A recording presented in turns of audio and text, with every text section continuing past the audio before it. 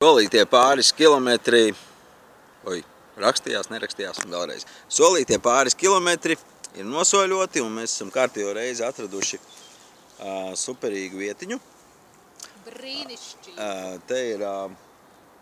Te varbūt tās var redzēt viņu, te ir tur zvēru taka kaut kāda. Tur gan ir ceļš un tur kaut kur ir meža ceļš. Un tur vispār ir highways, riktīgi mašīnas dūds, bet mēs esam ielīduši starp eglītēm smuki vakarēt. Mums ir iekārtota jauka nometne. Brīnišķīgi. Jā. Telts žāvējās, jau no rīta noslinkojām, neizžāvējām viņu kā nākas.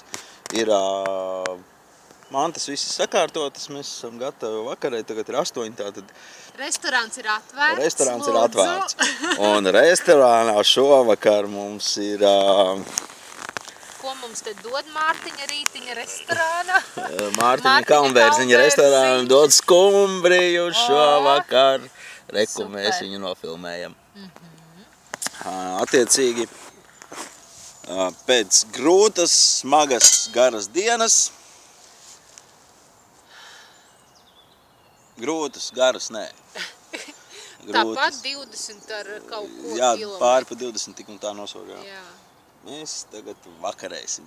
Un turpmāk mēs vienojāmies, ka tā laikam nedrīkst, ka vienkārši skrien uz priekšu, neskaitot dienas, kad vajag pieņemt kaut kādu likumu, ka, teiksim, katra 6. diena, katra 5. vai katra 6. diena ir ar kaut kādiem mazākiem kilometriem vai ar kaut kādu atpūtas vietu nopietnāku.